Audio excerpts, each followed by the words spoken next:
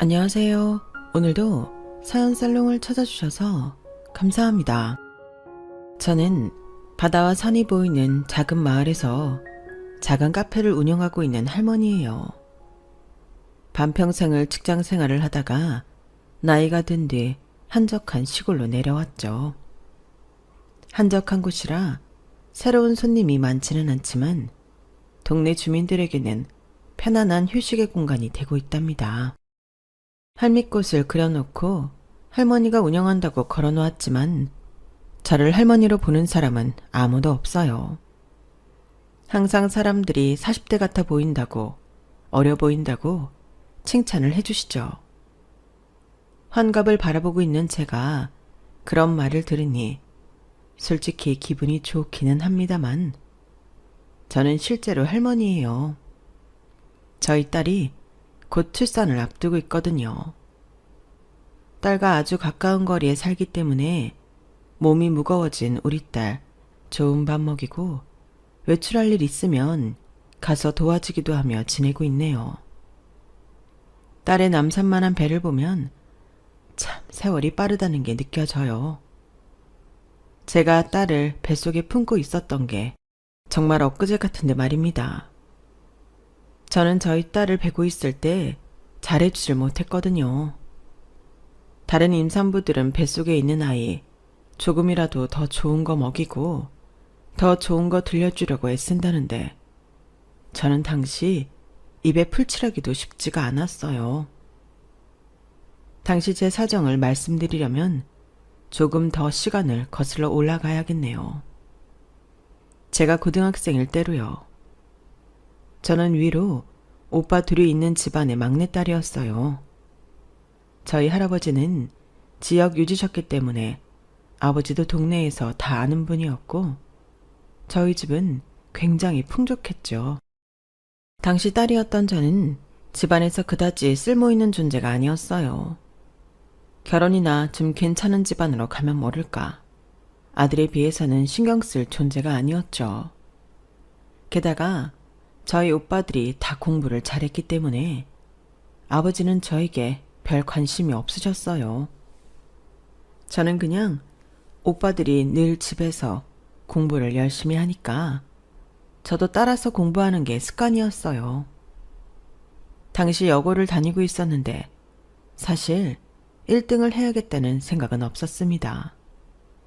마음가짐이 그래서인지 신기하게도 저는 만년 2등이었어요. 물론 저는 그 정도만 해도 만족이었죠. 아버지 눈에 창피하지 않은 딸 정도면 되었고 나중에 좋은 집으로 시집갈 때 흠이 되지 않을 만큼의 성적이기만 하면 됐으니까요. 그런 용도로 전교 2등은 사실 충분한 성적이었죠. 제가 욕심을 부리지 않았던 또 다른 이유는 바로 전교 1등 때문이었어요. 늘 전교 1등의 자리를 놓치지 않았던 화연이라는 친구가 있었거든요. 그 친구는 제가 보아도 늘 공부를 열심히 했고 저보다 머리가 좋은 것 같았어요. 화연이는 어린 동생 둘이 있는 장녀였는데 반드시 좋은 학교를 들어가서 판검사가 되겠다고 눈에 불을 켜고 공부를 했죠. 솔직히 제 눈에도 그런 화연이가 저랑은 다르게 멋있어 보였던 건 사실이에요. 그래서 어쩌면 화연이랑 좋은 친구가 되었을지도 몰랐어요. 자꾸만 선생님들이 저희 둘을 라이벌로 몰아가지만 않았다면 말입니다. 이번에 전교 1등이랑 전교 2등 점수 차이가 2점밖에 안 난다며? 야, 화연이 긴장해야겠다. 어이 남이, 이번엔 1등도 좀 해봐라. 어째 만년 2등이면서 눈에 열정이 없냐 열정이. 쌤, 남이는 집이 부자라서 괜찮대요. 아니야, 내가 언제. 암만 집이 부자여도 뭐 돈이 시험도 대신 쳐준다냐? 지숙이 너야말로 임마 공부 좀 해라 공부 좀. 그만 좀 먹고. 자, 책 펴. 화연이 뭐하냐? 퍼뜩 연필 안 잡고. 다음 시험에 진짜 남이한테 따라잡힐라. 당시 여고치고는 선생님들도 학생들도 유난이긴 했어요. 저희 때만 해도 아직 여자애들 중에서는 대학에 아예 뜻이 없는 아이들도 많았고, 아예 고등학교 때부터 일을 하던 아이들도 있었거든요. 요즘처럼 무조건 고등학교를 졸업한 뒤에 대학까지 가는 게 당연한 시대가 아니었으니까요. 아마 제가 다니던 학교가 그 지역에서는 가장 엄하고 공부를 많이 시키기로 유명한 학교였어서 더 그랬던 것 같아요. 어쨌든 자꾸만 선생님들이 절 들먹이며 잔소리를 하시니 화연이는 자연스럽게 절 미워하게 되었어요. 당시 저도 어렸으니 절 싫어하는 화연이가 달가웠을 리가 없었죠. 아니, 제가 화연이를 성적으로 단 한 번도 이겨본 적이 없었는데 왜 싫어하냔 말입니다. 그렇게 저희는 고등학교 3년 내내 자의반 타의반으로 라이벌 관계를 유지했습니다. 화연이의 친구와 제 친구들도 괜한 신경전을 벌였고요. 그러던 어느 날 학력고사를 앞둔 저에게 이상한 일이 벌어지기 시작했어요. 당시에는 그냥 해프닝인 줄로만 알았는데 지나고 보니 그때부터가 시작이었죠. 당시 저희 학교 맞은편에는 남고가 있었는데요. 저희 학교로 등하교를 하다 보면 자연스레 그 앞을 지나게 되는 경우가 많았거든요. 그래서 가끔 예쁜 여학생이 지나가면 남학생의 환호가 들려오기도 했어요. 창문 밖으로 쳐다보는 학생들도 많았고요. 제가 대단한 미인은 아니었지만 그래도 몇몇 남학생들 사이에서는 소문이 났었나 봅니다. 제 장점은 딱 하나. 어렸을 때부터 피부가 하얗고 여드름이나 잡티가 없었다는 것인데 멀리서 봤을 때는 그게 예뻐 보였을 수는 있어요. 그러다 보니 몇몇 남학생들 눈에 띄게 되었던 것이었죠. 그게 저희 학교 여학생들에게도 이야기가 퍼지면서 가뜩이나 화연이와의 라이벌 구도로 입방아에 오르던 저는 더욱 많은 관심을 받게 되었어요. 물론 좋은 의미의 관심은 아니었답니다. 민남이 쟤는 뭐 가까이에서 보면 별것도 없는데 왜 남자애들한테 인기래? 몰라. 쟤네 집 부자인 것도 같이 소문이 났나 보지 뭐. 아니면 우리 모르는 사이에 피부 하나 믿고 꼬리를 쳤든가. 야, 니네 무슨 말을 그런 식으로 하냐. 남이가 그럴 시간이 어딨어. 무려 전교 2등인데. 그래, 만년 전교 2등밖에 못하니까 하는 소리 아니니. 혹시 알아? 얌전한 고양이가 부뚜막 먼저 올라갔는지? 뭐? 말 다 했냐? 너희야말로 반 2등이라도 하고 싶으면 허튼 수다 떨 시간에 책을 한 자라도 더 봐라. 제 앞에서 대놓고 험담을 하는 아이들이 있으면 그나마 제 친구들이 나서서 변호를 해주곤 했어요. 저는 그런 소문에 일일이 아니라고 말하고 다니기도 그래서 잠자코 있었는데 그럴 때마다 제 친구들은 무슨 소리냐며 오히려 더 강하게 이야기를 해야 한다고 했죠. 저는 그런 제 친구들 덕분에 그래도 소소하고 행복한 학교 생활을 해나가고 있었어요. 그런데 학력고사가 점점 코앞으로 다가오고 있던 어느 가을날이었습니다. 아침에 등교를 해보니 제 책상 위에 선물 상자 하나가 올려져 있는 거예요. 뜯어보니 안에는 누가 보냈는지 이름도 없이 그저 학력고사를 잘 보라는 쪽지와 각종 군것질이 들어있었죠.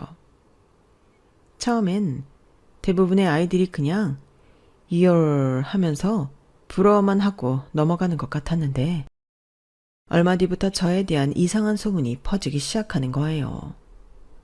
제가 학교를 등교할 때마다 남자 고등학교 앞에서 일부러 끼를 부린다든지 사실 학교가 끝날 때마다 만나는 남자가 있다든지 하는 말도 안 되는 소문이었죠. 그러자 몇몇 애들은 또다시 절 험담하기 시작했어요. 얌전한 고양이 어쩌고 하면서요. 하지만 저는 제가 아는 사람들 중에는 제 또래 남자아이가 한 명도 없었기에 그런 행동을 할 수도 없었고 도저히 누가 선물을 줬는지 알 수도 없었어요. 그래서 선물 받은 간식을 친구들과 나눠 먹고 그저 하던 대로 공부에 집중했습니다.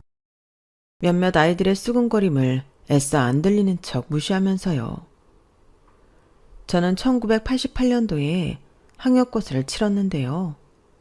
그 당시엔 대학을 진학하려면 정말 치열했어요. 저희 부모님은 제게 명문대를 요구하진 않으셨지만 나중에 시집을 잘 가려면 대학은 나와야 한다고 하셨기에 저도 입시 때는 정말 힘들었네요. 지금도 마찬가지겠지만요. 전교 1등이었던 화연이는 말 그대로 하루하루 피가 말라가는 게 보일 정도였으니까요.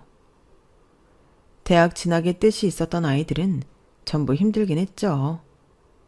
입시가 끝난 뒤 반 친구들 중 원하는 대학을 간 친구는 거의 없었고 그 완벽했던 화연이마저 재수를 해야 하는 상황이었습니다. 화연이는 교실에서 정말 엉엉 울었어요. 저 역시 재수를 해야만 했죠. 하지만 저는 아무래도 집이 부유한 편이었고 학업 스트레스가 그렇게 심하지 않았으니 다른 아이들보다는 힘든 내색을 하지 않았어요. 그리고 학교 친구들은 그런 절 대놓고 미워하기 시작했죠. 마치 제가 아이들의 분풀이 대상이 된 것 같았어요. 그런 상황에서 또 한 번 제 책상 위에는 출처를 모르는 선물 상자가 생겼고 하필이면 같은 날 화연이가 재수를 안 하고 공장에 취직한다는 소식이 들렸어요. 누구는 좋겠네. 대학 안 가고 성적 안 나와도 연애할 여유가 있고 솔직히 임남이보다 임화연이 10배는 더 치열하게 공부했는데 얘는 10배가 뭐야. 남이 쟤는 아무 걱정 없이 등 따시고 배부른 상태에서 공부하고 화연이는 동생들 살펴가며 없는 시간 쪼개서 공부한 건데 화연이가 100배는 더 치열했지. 야 남이야, 너 재수하니? 재수해. 왜? 돈이 많으니까 재수식이나 한단다. 너는 시간 많아도 공부 안 했잖아. 화연이가 직접 나한테 와서 뭐라고 하면 몰라. 너는 처음부터 대학 갈 생각도 없었으면서 왜 나한테 시비야? 어머, 얘 뭐랬니? 친구들 말이 생각나 처음으로 절 욕하는 애들한테 맞받아 쳤어요. 저도 시험을 망쳐서 재수를 하게 된 게 하나도 좋지 않았는데 자꾸만 욕바지가 되니 지렁이처럼 꿈틀거린 것이었죠. 그런데 제가 이렇게 나서면 제 편을 들어줄 줄 알았던 친구들이 하나같이 눈을 피하고 조용히 있더라고요. 그 모습을 보고 충격받은 저는 제 말을 들은 반 아이가 화가 나서 뭐라고 하는 얘기가 하나도 들리지 않았고 멍하기만 했어요. 그날 이후로 저에 대한 소문은 자꾸만 더 안 좋게 퍼져나갔고 아무도 저에게 말을 걸어주지 않았죠. 소문이라는 게 참 무서운 걸 그때 알았네요. 어느새 저는 화연이가 필기한 노트를 훔쳐 공부한 전교 2등이 되어 있었고 주말마다 다른 남자랑 놀러 다니는 해픈 여자아이가 되어 있었어요. 다행히 몇 주만 버티면 고등학교 졸업이었기 때문에 저는 남은 학교 생활을 쥐죽은 듯이 조용히 해야 했습니다. 졸업 후 저는 독서실을 하나 끊어서 재수 공부를 시작했어요. 친구 하나 없이 외롭다 보니 공부에만 몰입하게 되긴 하더군요. 그런데 벚꽃이 후두둑 떨어질 때쯤 저는 설레지도 않고 궁금하지도 않았던 선물의 주인공을 알게 되었어요. 매일같이 다니던 독서실 책상에 또 군것질거리가 놓여져 있었거든요. 그런데 이번에는 선물만 있는 게 아니라 선물을 놓고 있는 남자애도 같이 보게 되었죠. 평소보다 일찍 온 절 보고 그 남자애는 깜짝 놀라더군요. 저는 그 애를 보자마자 걔 때문에 모든 일이 벌어졌다는 생각에 눈물이 핑 돌면서 화가 났어요. 그래서 선물 상자를 다시 안겨주며 꺼지라고 소리쳤죠. 그 남자애는 당황해서 어쩔 줄 몰라 하다가 결국 나갔고요. 그런데 그 남자애는 그날 이후로 매일 제 책상 위에 초코파이 한 개를 갖다 주기 시작했어요. 무슨 일인진 모르겠지만 미안하다는 쪽지와 함께요. 그걸 매일같이 받다 보니 저도 미안한 마음이 들었죠. 걔는 아무것도 모르고 한 행동이었을 텐데요. 그래서 그 애를 불러 그날 일은 미안했다고 먼저 얘기했어요. 저희는 나가서 떡볶이를 먹으며 처음 얘기를 나눠봤는데요. 그 남자애는 저랑 동갑이고 저희 학교 맞은편 남고 출신이었더군요. 3학년 여름방학식 때 절 학교 앞에서 처음 봤는데 그때부터 절 좋아했다고 해요. 하지만 입시기간이라 고백은 못하고 응원만 해주고 싶어서 선물을 자꾸 놓고 갔답니다. 그 선물 때문에 제가 곤란해진 건 생각도 못했다고 해요. 괜찮아. 이미 다 지나간 일인걸. 근데 넌 무슨 공부해? 너도 재수해? 나도 목표하던 대학교가 있었거든. 우리 엄마는 내가 돌아가신 아빠처럼 경찰이 되길 원하셔서. 그렇구나. 그럼 너도 매일 와서 공부하겠네. 우리 둘 다 힘내자. 이야기를 나누다 보니 좋은 친구란 게 느껴졌고, 그렇게 저희는 매일 밥을 같이 먹는 사이가 되었어요. 친구가 없었던 저였는데 같이 밥도 먹고 공부도 하는 친구가 생기게 된 거였죠. 그러다 보니 저도 어느새 그 친구한테 호감이 생기게 되었고, 저희는 자연스럽게 사귀는 사이가 되었어요. 이제 더 이상 학생도 아니고 성인이니 저희는 공부도 사랑도 열정적으로 했죠.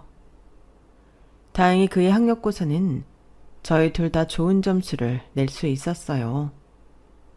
남자친구도 원하는 대학에, 저도 괜찮은 학교에 다닐 수 있게 된 거죠.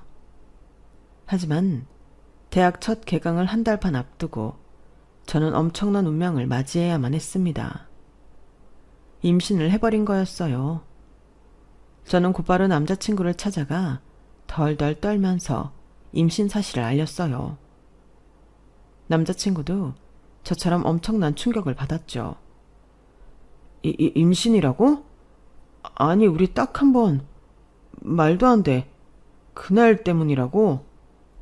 어떡해. 우리 부모님이 아시면 날 가만 안 두실 거야. 우리 엄마도 마찬가지야. 어떡하지? 일단 내가 우리 엄마한테 말씀드려 볼게. 남자친구는 파랗게 질린 얼굴로 엄마한테 말해보겠다며 헤어졌어요.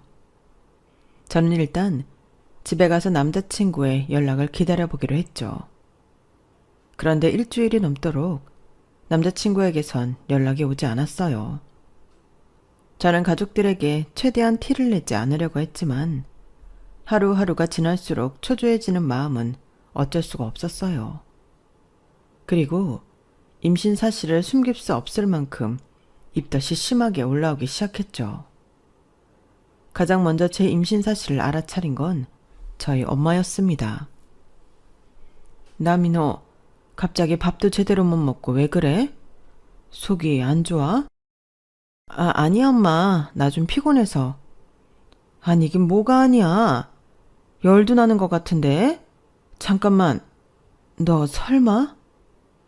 엄마는 제 등을 수없이 내려치며 걱정과 원망이 섞인 말들을 쏟아내셨어요. 아버지가 알면 어쩌려고 이런 일을 저질렀냐며 당장 애 아빠가 누군지 말하라고 하셨죠. 그리고 남자친구의 이름을 듣자마자 제 손목을 붙잡고 남자친구의 집에 찾아갔습니다. 남자친구네 집은 작은 빌라로 평범한 중상층 가정인 것 같았어요. 빼꼼히 열린 문틈으로 보니 일주일 동안 연락이 안 되던 남자친구는 집안에 꽁꽁 숨어서 이사 준비를 하고 있더군요. 그 모습에 엄마가 남의 딸 인생 망쳐놓고 도망갈 준비를 하고 있었냐며 소리를 질렀어요. 그러자 남자친구의 엄마도 소리를 빽 지르기 시작했죠. 누가 누구 인생을 망쳤다는 거예요?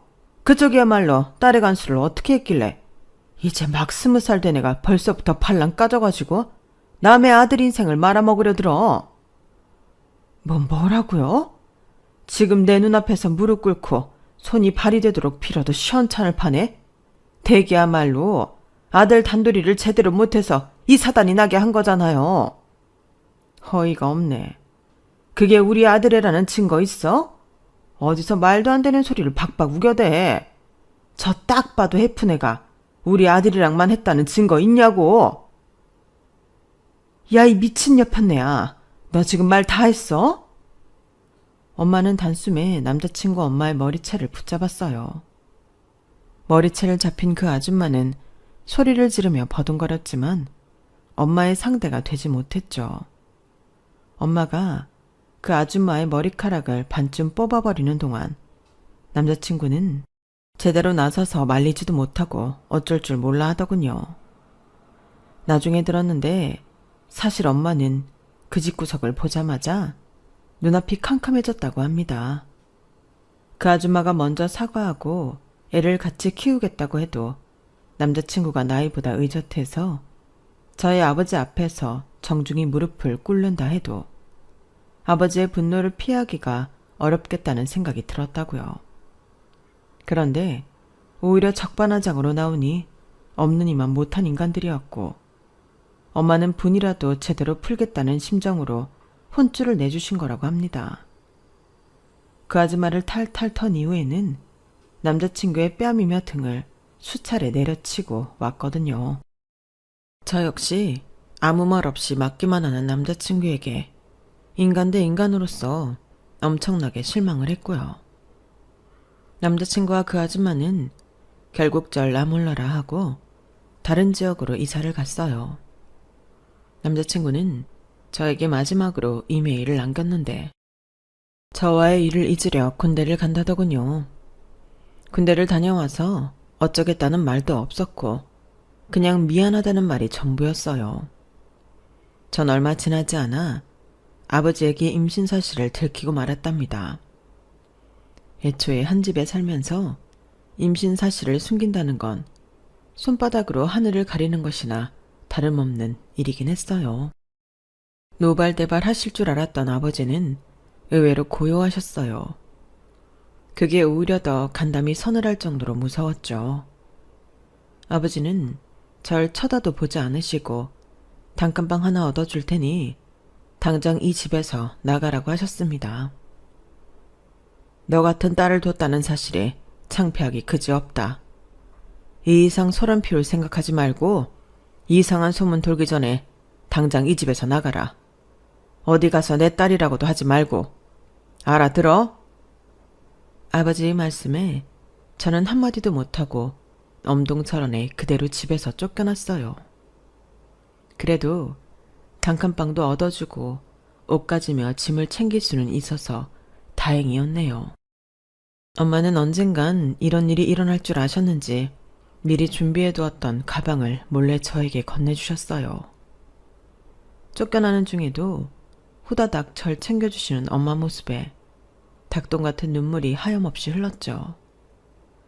단칸방에 들어와 보니 그 안에는 쌀이며 마른 반찬, 용돈 조금과 작은 수첩이 있었습니다.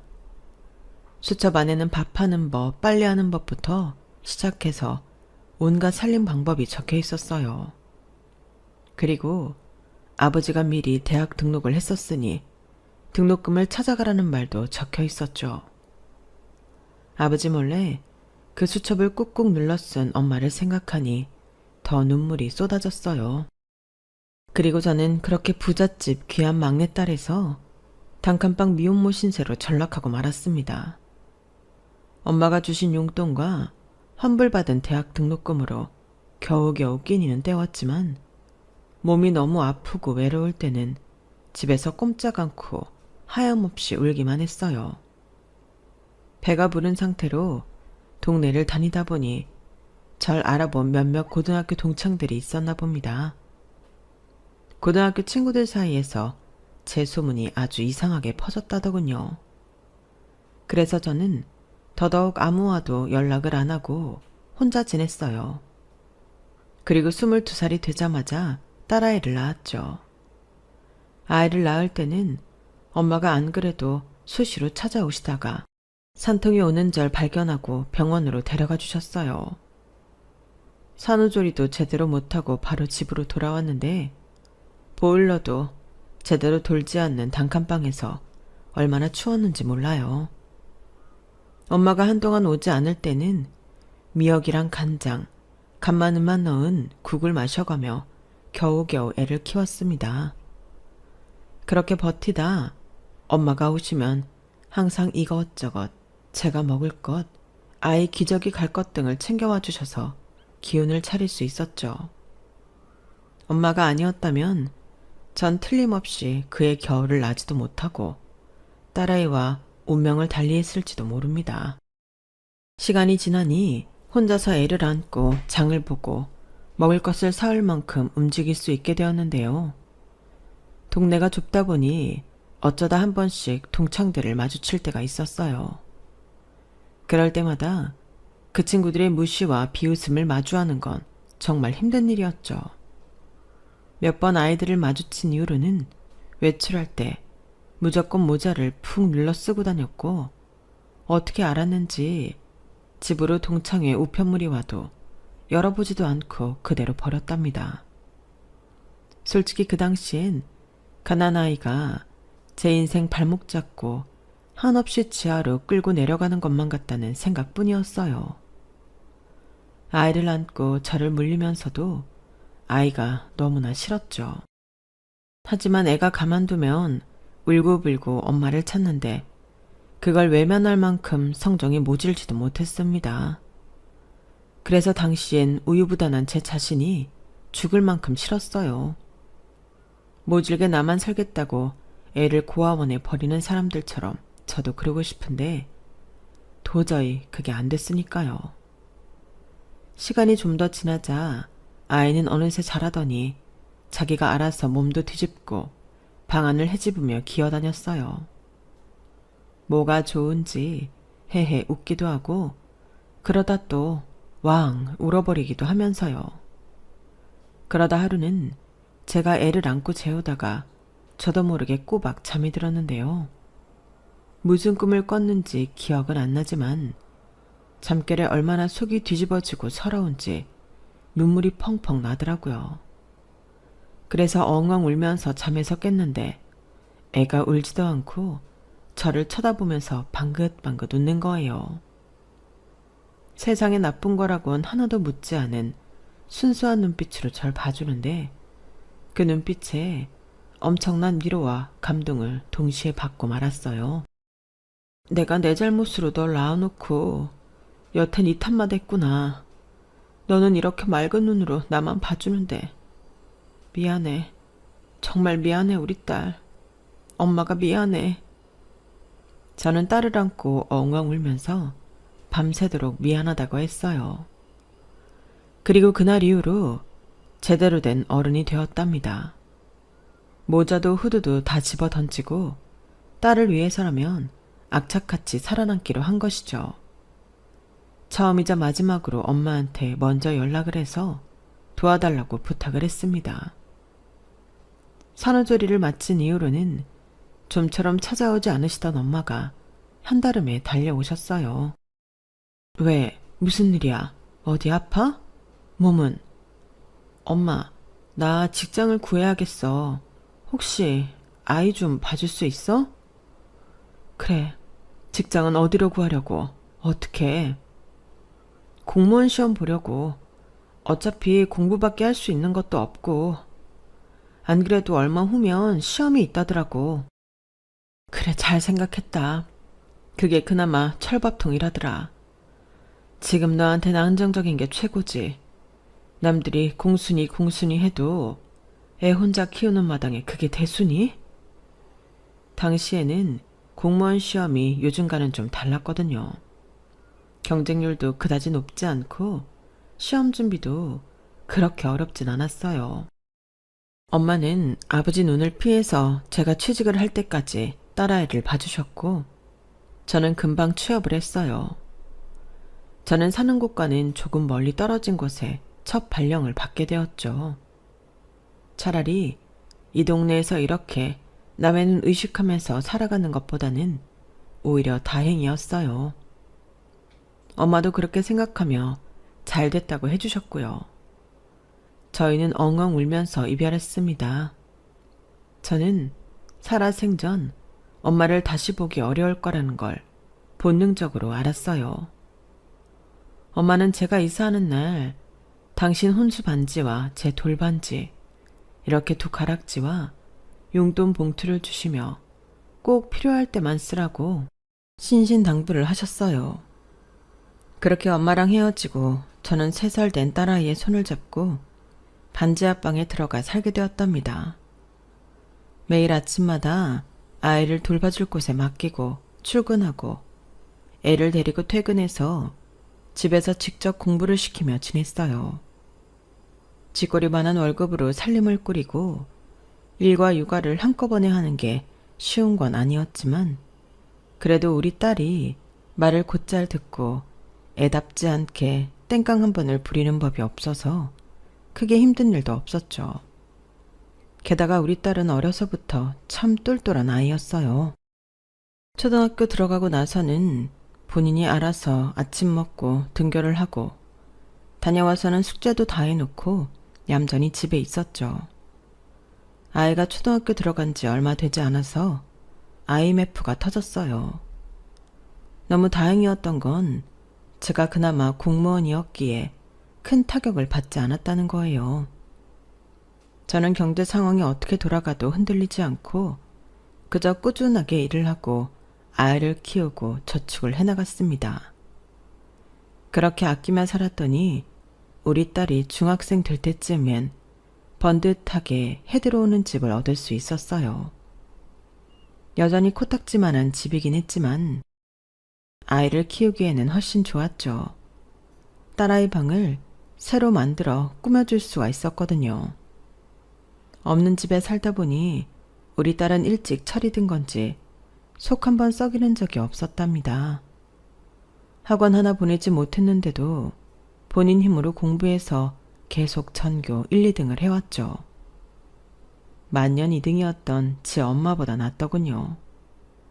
특히 수학을 잘하던 우리 딸은 남들이 가고 싶어하는 유명한 공대에 진학을 했고 졸업 후에는 화장품 연구원이 되었어요. 그러다 보니 안 그래도 예쁜 아이가 항상 피부가 새하얗고 반짝였죠. 화이트데이니 빼빼로데이니 그런 날마다 선물을 하나를 안고 오는 게 이상한 일도 아니었어요. 저 역시 딸아이가 주는 제품을 바르라는 대로만 발랐더니 피부가 고와지긴 하더군요. 사람들이 어리게 볼 정도로요. 딸과 함께 어디 나갔다가 누군가 제 나이를 잘못 보고 대하면 딸은 어김없이 장난을 쳤어요. 연애해 엄마. 남들은 다 40대로 보는데 그냥 40대 아저씨 만나서 연애도 하고 재연도 확 해버려.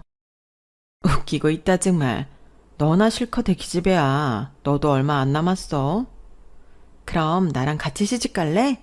나는 꽃미남 만나고 엄마는 꽃중년 만나서 같이 시골리자. 실없는 소리 말어. 내 나이에 꽃중년은 무슨. 만나면 다 꽃할배다 꽃할배.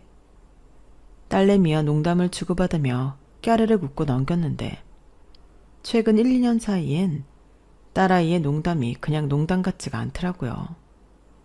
어쩐지 자꾸 결혼 농담을 하더니 얼마 뒤 딸아이는 저에게 결혼하고 싶은 사람이 생겼다고 말을 꺼냈답니다. 남자친구가 있는 것도 알고 어느 정도 눈치도 챘었는데 딸아이의 입에서 결혼이라는 단어가 나오니 저도 모르게 심장이 쿵 떨어지는 듯 하더군요. 좋은 의미도 안 좋은 의미도 있었어요. 아이가 이제 다 컸구나 하는 생각과 미혼모였던 제 밑에서 자라서 혹시나 시집갈 때 힘든 일이 생기지 않을까 싶은 걱정이었죠. 그래도 우리 딸만 보면 능력이면 능력, 외모면 외모, 성격까지 어디 하나 흠잡을 데 없는 아이라 책 잡힐 일 없을 거라 가슴을 가라앉히려는데 딸아이의 말에 한 번 더 놀랄 수밖에 없었어요. 글쎄, 결혼할 남자도 의사, 사돈 뗄 분도 의사인 의사 집안이라는 거예요. 사위 될 사람은 성형외과 의사로 우리 딸과는 겹치는 지인이 많아서 종종 마주쳤다고 해요.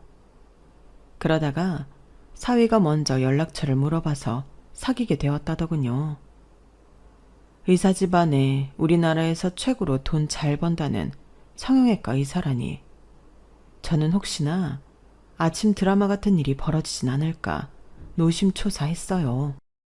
그런데 얼마 뒤 저희 집으로 인사하러 온 사위를 직접 만나보니 제가 생각했던 것과는 분위기가 많이 다르더라고요.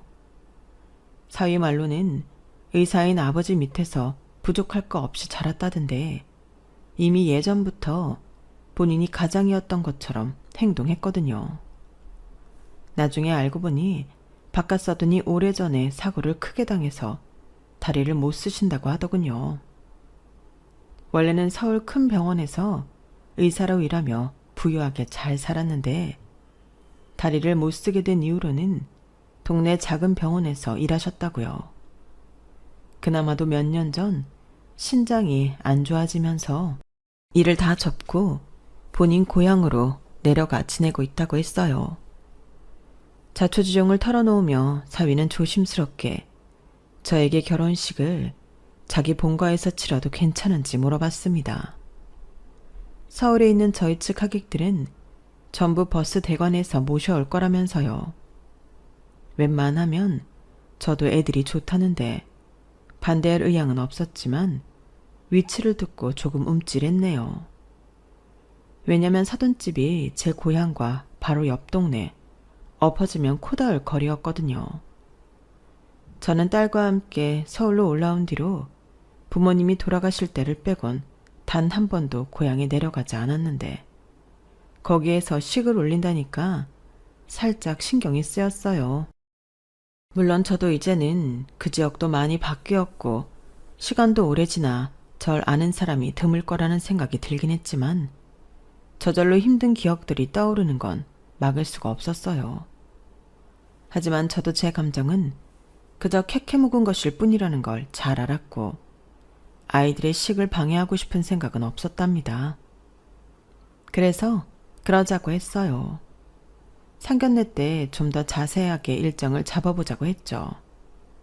상견례 전까지는 제 오랜 감정과는 별개로 사돈댁이 특이하다는 생각이 들었어요. 집에서 결혼식을 올린다는 게 뭘 어떻게 하겠다는 건지 감이 안 잡혔거든요. 그런데 상견례 때 사돈집을 가보니까 한 번에 이해가 되더군요. 사돈집도 어마하게 컸고 마당이 그냥 마당이 아니라 거의 논밭 크기의 정원이 있었거든요. 정원은 예쁜 꽃과 울창한 나무가 같이 어우러져 있어 정말 예뻤어요. 마치 소설 속 비밀의 화원처럼요. 게다가 그것만 사돈댁인 게 아니라 100평이 조금 넘는 정도의 그 일대가 전부 사돈 땅이라고 하더군요. 안녕하세요, 사부인. 여기까지 오시느라 정말 고생 많았습니다. 먼 길 오시는데 힘든 건 없으셨나요? 네, 그럼요. 벌써부터 사위가 차로 데려다 주는 걸요. 사돈 내외야말로 아침부터 이런 걸 다 준비하시고. 저야 워낙 요리하는 걸 좋아해서요. 개념치 마세요. 보시다시피 제가 몸이 이래서 집 밖으로 나서기가 참 불편합니다. 온 식구가 저 때문에 매번 고생해주고 있어요. 사부인께도 정말 죄송합니다. 어머, 아니에요. 정말 괜찮아요. 사부인이 이렇게 인상이 좋으시고 마음이 선하셔서 현주처럼 예쁜 딸을 잘 키우신 것 같네요. 애가 얼마나 지혜롭고 선한지 모릅니다. 맞아요. 현주가 너무 예뻐요. 어쩜 이렇게 예쁘고 똑똑한 아이를 키우셨어요. 영준이도 애가 너무 바르던걸요. 요즘 애들답지 않게 듬직하고 생각이 깊고요. 저야말로 어떻게 아들을 이렇게 훌륭하게 키우셨는지가 궁금했어요. 과찬이십니다. 참, 결혼식 때 이불 한 봉이 아직 안 정해져 있으면 저희 같이 가요. 제가 잘 아는 언니가 한복 잘해요. 차로 금방 가는 곳이니 당일에 다녀와도 괜찮을 거예요. 어머, 잘 됐네요. 너무 감사해요. 아니에요. 이렇게 예쁜 며느리 보내주시는데 저희가 더 감사하죠. 사돈내외는 정말 인자하고 좋은 분들이었어요.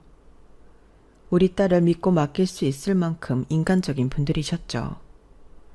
예상했던 것보다도 훨씬 따뜻한 두 분을 만나니 마음이 한결 편해지더라고요. 다행히 우리 딸은 저처럼 고생하지 않고 행복한 결혼 생활을 할 수 있겠다는 안도감도 들었죠. 이후 딸은 결혼식 준비로 한창 바쁜 듯 했어요. 저도 그런 딸을 곁에서 도와주며 덩달아 들뜬 마음을 갖게 되었네요. 식 전에는 안사돈과 제가 같이 준비할 게 좀 많기도 했고요. 결혼식 때 입을 한복을 피팅해 보러 가기로 한 날, 마침 청첩장도 나온다고 하기에 두 가지 일정을 모두 마친 후였어요. 안사돈이 미리 예약해 주신 한정식 식당에서 식사를 마친 뒤 막 헤어지고 나오는 참이었는데요. 누군가 제 팔을 덥석 잡는 겁니다. 임남이? 누구세요? 임남이 맞아? 세상에, 이게 몇 년 만이야. 나 김화연이야, 김화연. 저는 정말 우연찮게 그곳에서 먼 옛날 저와 라이벌 관계였던 화연이를 다시 만났어요. 화연이는 고등학교 때랑은 분위기가 완전히 달라졌어요. 얼굴 자체도 많이 달라졌고 머리끝부터 발끝까지 명품이더라고요. 그래서 사실 처음에는 화연이가 아니라 무슨 사기꾼인 줄 알았어요. 그런데 얘기를 나눠보니 제가 아는 그 화연이가 맞았죠. 그동안 어떻게 지냈니? 얼굴이 되게 좋아 보인다, 야. 누가 보면 40대인 줄 알겠어. 너야말로 근데 다시 고향 돌아온 거야? 여기에서 널 다 만나네. 옛날 너 서울 갔다는 말은 들었는데 그동안 뭐하고 살았어? 나야 뭐 그냥 일하고. 아니, 여기 온 건 우리 딸이 이번에 결혼하거든. 그래서 청첩장도 받고 한복도 맞출 겸. 어머, 딸? 아, 맞네. 벌써 딸이 나이가 엄청 많겠다, 그지? 어머, 너희 딸 그럼 이 근처에서 결혼해? 청첩장 하나 줘봐봐. 어렸을 적 기억으론 차분한 애였던 것 같은데 다시 만난 화연이는 사람 말을 끝까지 듣는 법이 없었어요. 제가 정신이 없어하는 사이에 제 가방 사이에서 청첩장 하나를 쏙 빼가더군요. 그러더니 결혼식이 이 근처 맞네 하며 저를 다시 식당 안으로 데려가는 겁니다. 얘 잘됐다. 안에 동창들 다 모여있어. 오늘 동창회 있거든. 애들 아직 안에 있으니까 너 가서 청첩장도 돌리고 그래. 얼른 가자. 제가 그건 한사코 싫다고 해도 화연이는 무지막지한 힘으로 절 붙잡고 동창회 장소로 끌고 갔어요. 화연이 말대로 코앞에 동창들이 전부 모여있더군요. 제가 등장하자 화기애애했던 분위기가 한순간에 착 가라앉았어요. 어머, 쟤 혹시? 맞네, 세상에. 학생 때 얼굴 그대로잖아. 하는 소리들이 웅성웅성 들렸고 화연이는 상석에 가서 애들에게 말했어요. 얘들아, 나 잠깐 여기 앞에 나갔다가 엄청 반가운 얼굴 만났잖아. 너희 기억나? 남이? 우리 맨날 전교 1등 갖고 싸웠었잖아. 어머, 기억나지. 남이야, 너무 오랜만이다. 남이는 어쩜 얼굴이 그대로니? 여긴 어쩐 일이야? 어쩐 일이긴. 남이도 우리 동창이니까 당연히 와야지. 그리고 남이 딸 결혼한대. 결혼식에 너희 꼭 오라고 하더라? 아니야. 그건 아니고. 괜찮아. 내가 대신 다 말해줄게. 이거 이만큼만 가져가면 되지? 얘들아, 여기 청첩장. 어머, 근데 위치가 이게 뭐야? 여기 논판만 있는데 아니야? 남이야, 너희 사도 농사 짓니? 딸 농사 짓는 집으로 시집 가는 거야? 동창 중 한 명이 명백히 비꼬는 말을 해서 저는 확 기분이 나빠졌어요. 그래서 정색하고 한 소리 하려는데 그마저도 화연이는 낚아채 가더군요. 얘는 농사가 뭐 어때서 괜히 수준 차이 심하게 나는 집으로 시집 보내느니 비슷한 집안이랑 사돈 맺는 게 낫지. 안 그래? 그리고 여기가 경치가 얼마나 좋다고. 남이 너무 잘 된 거야. 그치? 그러자 거기 있던 동창들이 전부 맞다며 화연이 말에 수긍을 해주었어요. 나중에 알고 보니 화연이는 동창들 사이에서 여왕벌처럼 군림하는 존재였다고 해요. 제가 나온 뒤 저희 고향에는 산업단지가 크게 생겼는데요. 원래 있던 낡은 건물들이 거의 다 산업단지로 넘어가고 지역에 남아있던 저희 또래 아이들은 대부분 그 산업단지 안에 취업이 되는 경우가 많았다고 합니다. 일찍이 근처 공장에 다니고 있던 화연이는 그 소식을 듣자마자 바로 새로운 산업단지로 직장을 옮겼고 그 안에서 지금의 남편을 만났다고 해요. 화연이의 남편은 그 안에서 꽤 높은 사람이라고 하더군요. 다른 동창들도 대부분 그 회사 다니는 남편을 두거나 그 회사의 하청업체, 거래에서 일하는 남편을 두다 보니 자연스럽게 화연이가 그 안에서 권력을 잡은 것이죠. 아마 이 모든 일들이 저희 고향이 워낙 작았기에 가능했던 것 같아요. 애를 키우는 내내 서울에 살았던 저로서는 생소한 일이었거든요. 어쨌든 저는 더 이상 그 자리에 못 있겠어서 뒤에 일정이 더 있다고 핑계를 대며 그 자리를 나왔습니다. 기분이 나쁜 것도 있었지만 어쩐지 그곳의 분위기가 괴기스러웠기 때문이었죠. 그때 저는 설마 애들이 정말로 오리라고는 생각지 못했고 그저 절 골려주려고 한 건 줄로만 알았는데요. 결혼식이 한 달도 안 남았을 때 동창 중 한 명에게 연락이 왔어요. 정말로 온다고 하길래 그걸 대놓고 오지 말라고 할 수도 없어서 버스를 한 대 더 신청해 주었죠. 그런데 그 친구는 쉽사리 전화를 끊지 않고 자꾸만 우물쭈물했어요. 남이야. 옛날에도 그렇고 얼마 전에도 미안했어. 사실 나도 너한테 그렇게 모진 소리 하고 싶었던 건 아닌데. 그래, 고마워. 화연이가 또 친한 척하거나 그래도 연락하고 지내지 마. 화연이 걔 옛날부터 너에 대한 안 좋은 소문들 많이 만들어내던 애야. 뭐라고? 내 소문들? 그래, 나는 화연이랑 어울려 다녔으니까 여러 번 봤어. 말 교묘하게 바꾸면서 소문 이상하게 부풀리는 거. 이번에도 너희 딸이 너 닮아서 엄청 남자 밝힌다는 식으로 말하더라고. 그날 애들 도착하면 웬만하면 딸이랑 멀리 떨어뜨려. 네 말을 내가 어떻게 믿어? 나도 어렸을 땐 멋모르고 걔랑 어울려 다녔는데 나이 먹고 보니까 쌍년 중에 쌍년이더라고. 나도 걔한테 당한 게 한두 번이 아니야. 옛날에 네가 화연이 노트 훔쳐가서 불태웠다는 소문도 있었잖아. 화연이가 한 번이라도 아니라고 한 적 있어? 남자애한테 선물 받은 일로 네가 맨날 남자 만나고 다닌다는 소문은 그렇다 쳐. 근데 왜 갑자기 화연이만 불쌍한 전교 1등으로 보고 너는 표독한 전교 2등으로 소문이 났겠냐고. 걔가 소문 부풀리는 거 내가 옆에서 직접 봤어. 친구의 말을 듣고 저는 엄청난 분노가 치밀어 올랐습니다. 한참 분노를 가라앉히며 생각하다가 저는 그 친구에게 화연이 연락처를 받아 화연이에게 직접 연락을 했어요. 예식장 시간이 바뀌었으니 1시간 일찍 오라고요. 그리고 동창들을 태우고 오는 버스는 제 사비를 털어 예약을 했습니다. 결혼식 1시간 전 제가 직접 그 애들을 상대할 계획이었죠. 물론 아무런 점검 없이 벌인 일은 아니었습니다. 결혼식 전까지 전 화연이에 대해 모든 조사를 했어요.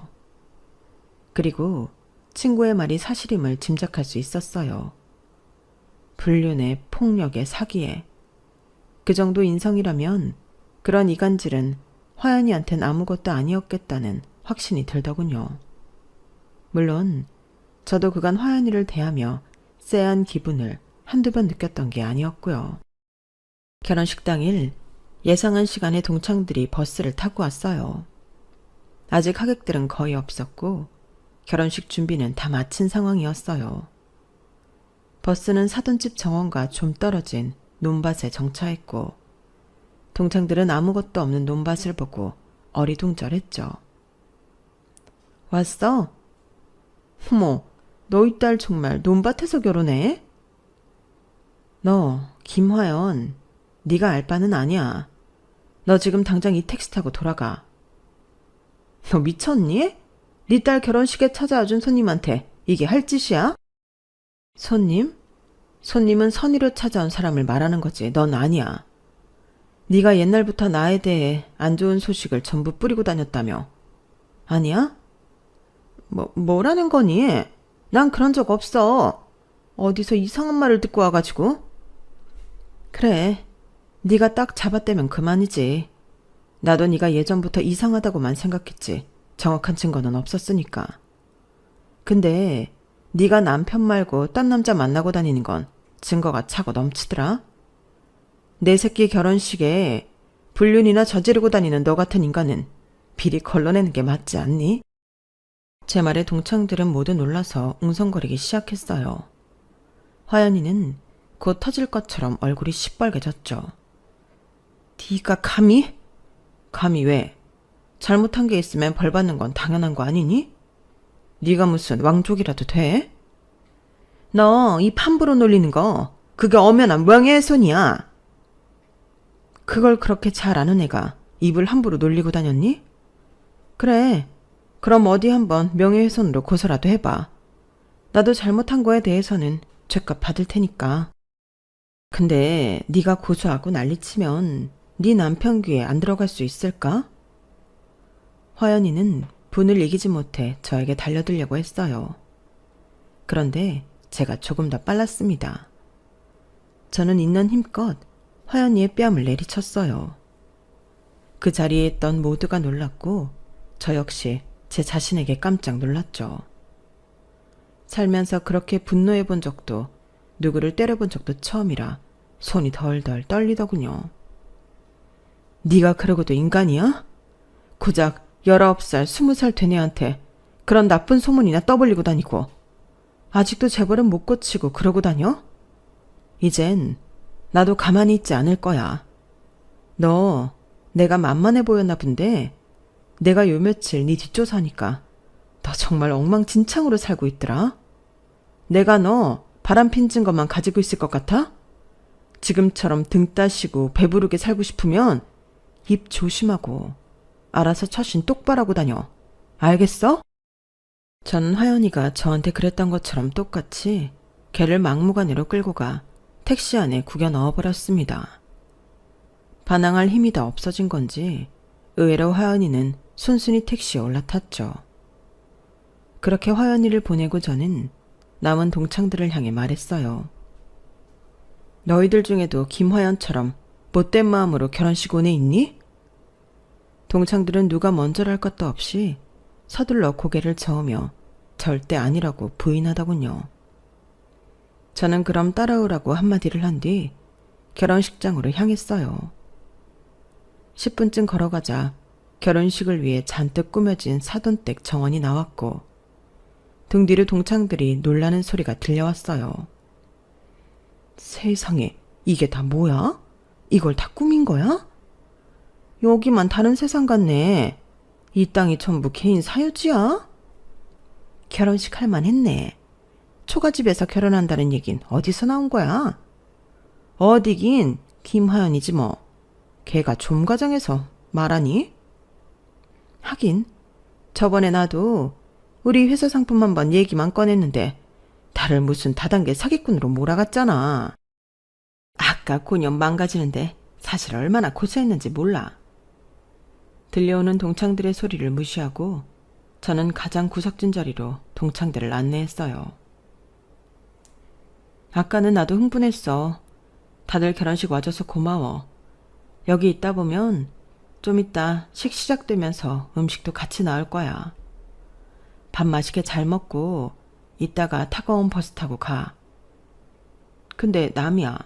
여기는 어디야? 네 땅이니? 아니, 사돈댁집 정원이야. 여기가 정원이라고?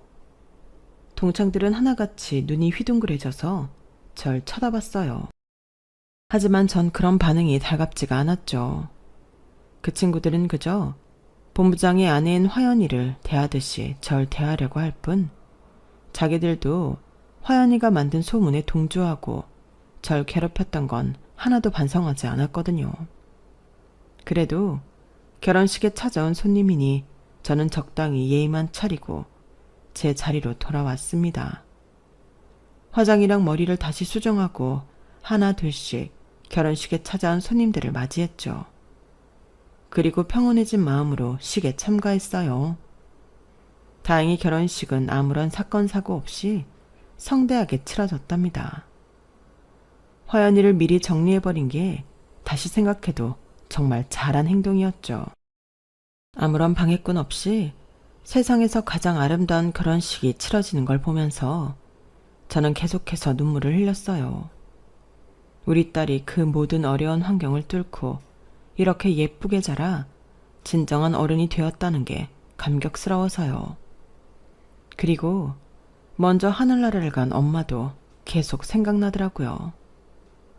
그렇게 눈물을 펑펑 쏟으며 행복한 결혼식을 마칠 수 있었네요. 저는 딸아이가 결혼한 뒤 다니던 회사를 퇴직했어요. 그리고 그간 모은 돈과 퇴직금으로 사돈댁과 우리 딸 신혼집과 가까운 지역에 집을 하나 샀습니다.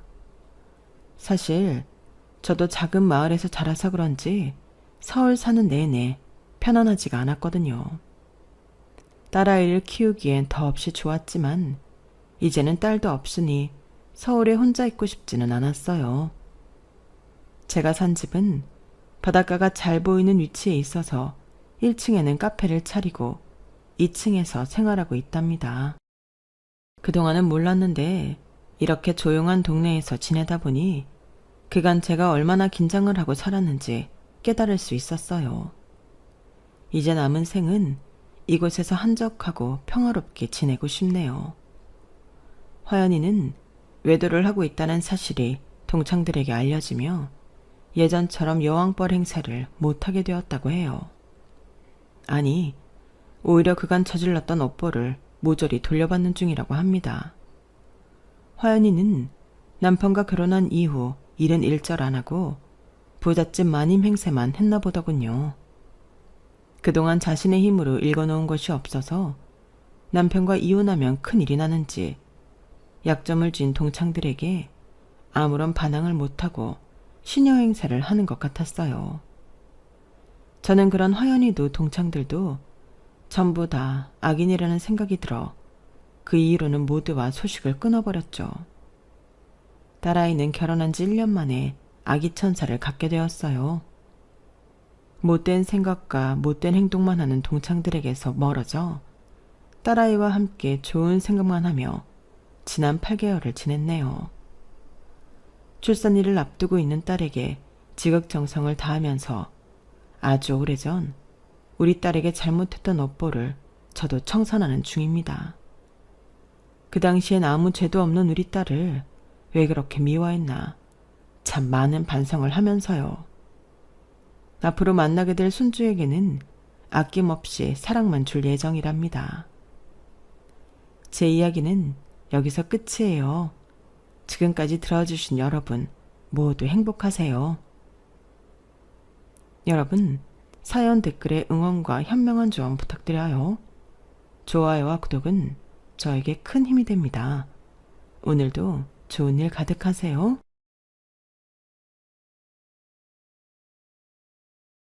안녕하세요. 오늘도 서연살롱을 찾아주셔서 감사합니다.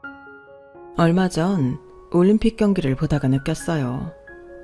아, 뭔가에 푹 빠져 열과 성을 다하면 반드시 행운이 찾아오는구나. 그게 물리적인 보상이든 심리적인 만족감이든 말이죠. 제가 딱 그 케이스거든요.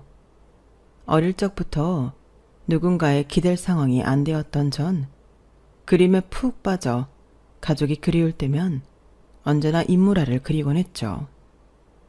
어느 순간부턴 단순히 취미생활을 넘어서 진짜 무아지경에 빠져 하루 종일 그림을 그릴 때도 있었던 것 같아요. 그렇게라도 해야 복잡하고 외로워 미칠 것 같은 제 마음이 정리되었거든요. 덕분에 현재 금메달 100개 딴 것보다 더 큰 행운을 얻게 되었어요. 그저 하늘에 감사할 따름이죠. 가족과 일찍 연이 끊기고 혼자 가난하고 어렵게 살아온 제가 그림 따위나 그린다며 비난하던 남친 엄마는 지금 인생의 바닥에서 기고 있어요. 자기 집 100채 있단 소리만 몇 번 하며 그렇게 자랑하더니 지금은 자기 집이 아닌 깜빵에서 살고 있죠. 남의 눈에 피눈물 나게 한 업보인 것 같아요. 돈은 있다가도 없고 없다가도 있는 건데 돈 갖고 사람 개무시했으니 이제 깜빵에서 수감자로서 개무시 한번 당해봐야 그 심정을 알겠죠. 남친 엄마가 깜빵에 갔는데 왜 쌤통이라 생각하냐고요. 제가 그 여자한테 하도 당한 게 많아서 그래요. 자기 아들하고 만나는 게 그리도 싫었으면 그냥 말 한마디만 하면 알아서 헤어져 줬을 텐데 왜 그렇게 욕지거리를 하며 깽판을 부렸는지, 남의 맘을 왜 그리도 모질게 후벼 팠는지 정말 악독한 여자였죠. 이쯤 되니 아직 젊은 제가 얼마나 힘들게 살아왔는지 궁금하시죠? 제 삶을 사연살롱 여러분께 쫙 펼쳐 보일게요. 기나긴 고난 끝에 얻은 커다란 행운의 기운을 사연살롱 구독자분들께서도 좀 받아가셨으면 좋겠어요. 물론 거기까지 가기 위해 전 엄청나게 힘든 눈물의 세월을 보냈지만요. 지금부터 이야기를 시작해 볼게요. 왜 예전엔 불우이웃이라는 단어를 참 많이 썼잖아요. 그 불우하다는 이웃이 바로 저희 가정을 일컫는 말 같아요. 전 망나니 아빠 때문에 가족끼리 따뜻한 밥상을 함께한 기억이 단 한 번도 없었죠. 그놈의 술이 뭔지, 지금도 술꾼 애들 보면 왜 자기 명을 스스로 단축하지 못해서 안달인지 이해할 수 없어요. 한치 앞을 못 보는 사람들인 것 같아요. 우리 아빠가 딱 그 케이스였어요. 알코올 중독자였던 아빠는 술을 마시면 엄청나게 폭력적으로 변했어요. 1년 365일 중 한 360일 정도는 술을 먹고 깽판을 부렸던 것 같아요. 차라리 밖에서 깽판을 부렸다면 경찰이 잡아가기라도 할 텐데 꼭 집에 와서 엄마를 때리고 욕하고 집안 집기 다 부수며 술주정을 부렸죠. 다만 딸인 저에게는 그래도 행패를 부리진 않았던 것 같아요. 술에서 깨면 외동딸인 제게 잘해주기도 했고요. 어쨌든 아빠는 제 기억 속에 진짜 못난 사람으로 각인돼 있었죠. 전 그때 기억 때문에 여전히 맥주 한 잔도 입에 안 댄답니다. 아주 술이라면 어렸을 때부터 이 골이 났거든요. 엄마와 제가 112 경찰에 신고를 해봐도 그때 당시에는 부부싸움 정도로 치부하고 그냥 가더군요. 아빠한테 아재요, 술 좀 그만 자셔요 하고 충고 정도 하고 돌아설 뿐이었죠. 주위 사람 모두 아무런 도움이 되지 않았어요. 늘 얼굴이며 몸에 멍자국이 가시지 않았던 엄마는 더 이상 못 참겠는지 야반도주하듯 집을 뛰쳐나고 말았어요. 전 아직 초등학교 취학 전이었는데 잠기가 밝았기에 엄마가 사부작사부작 짐을 싸는 걸 알아챘던 것 같아요. 엄마, 어디가? 방울아, 우리 딸 정말 미안해. 지금은 엄마가 돈도 없고 가진 게 없어서 못 데려가지만 빠른 시일 내에 돈 모아서 우리 딸 데려갈게. 조금만 기다려줘. 네 아빠가 그래도 너한테만큼은 잘해주는 편이니 아빠랑 조금만 살고 있어. 엄마가 꼭 찾으러 올게. 미안해. 사랑해 우리 딸. 비몽사몽간이었고 너무 어렸던 저는 그게 무슨 말인지도 모르고 그냥 다시 잠들었어요. 꿈의 한 장면쯤으로 생각했던 것 같아요. 하지만 엄마가 떠난 건 뼈아픈 현실이었죠. 그 다음 날부터 술독에 빠져 살았던 아빠와 저 둘만이 생활해야 했으니까요. 요리와 청소, 빨래 등을 해주며 날 안아주던 따뜻했던 엄마는 하루아침에 사라지고 말았어요. 아무리 울고불고 해봤자 엄마는 돌아오지 않았죠. 나중에 다 커서 엄마가 이해되긴 했어요. 엄마도 어린 나이였는데 무책임하고 폭력적이었던 남편이 얼마나 무섭고 싫었을까. 제가 그 나이가 되니 다 이해되고 오히려 엄마가 안쓰럽더군요. 아빠는 엄마가 떠나간 후 엄마를 그리워하기도 하고 또 원망도 해가면서 더더욱 인생의 나락으로 빠지고 말았어요. 그 모습을 옆에서 지켜보는 저도 불안하더군요. 급기야 제가 학교 갈 나이가 되자 큰 결심을 한 듯 절 붙잡고 울며 말씀하셨어요. 방울아, 아빠가 면목이 없다. 이제 술 끊고 열심히 살아보려고 해. 자격증 따서 원양어선 타면 돈도 많이 번다고 하니 그때까지 몇 년간만 저곳에서 친구들하고 지낼 수 있겠니? 아빠가 가르친 곳은 바로 동네에 있던 고아원이었어요. 그땐 고아원이 뭔지도 잘 몰랐고 내 나이 또래 친구들과 재밌게 지낼 수 있다는 사실에 마냥 기뻐했죠. 네, 알겠어요, 아빠. 몇 년 뒤에 나 찾으러 오는 거죠? 그동안 학교 잘 다니고 친구들하고 재밌게 놀고 있을게요. 야호! 아빠가 그놈의 지긋지긋한 술을 끊고 열심히 산다고 하니 어린 맘에도 참 좋더라고요. 몇 년 후 아빠를 만나서 정상적으로 행복하게 살 꿈을 꾸며 전 고아원에서 잘 생활하고 있었어요. 하지만 끔찍한 비보가 그리 멀지 않은 시기에 들리더군요. 고아원 원장님께서 절 부르셨죠. 방울아, 너무 놀라지 말고 들어. 너희 아빠가 타신 배가 뒤집혀서 거기 있는 선원들이 많이 죽는 사고가 일어나고 말았어. 너희 아빠도 그중 한 분이야. 구조했을 당시 이미 돌아가셨다는구나. 방울아, 너무 슬퍼하지 말고 여기서 원장님이랑 친구들이랑 열심히 생활하자꾸나. 너도 크면 알겠지만 살다 보면 별일이 다 있는 거야. 세상은 한치 앞을 모르는 거거든. 초등학교 저학년이었던 저는 아빠가 돌아가셨다는 말에 큰 충격을 받고는 한 달 정도는 말도 안 하고 방 안에만 우두커니 혼자 앉아 있었던 것 같아요. 그때 다시 힘을 얻을 수 있었던 건 바로 제가 보물처럼 간직하고 있던 엄마의 사진이었죠. 아빠가 돌아가셨다는데 엄마가 그리도 보고 싶더군요. 원래부터 아빠에 대한 정이 그리 많지 않아서였는지도 모르겠어요.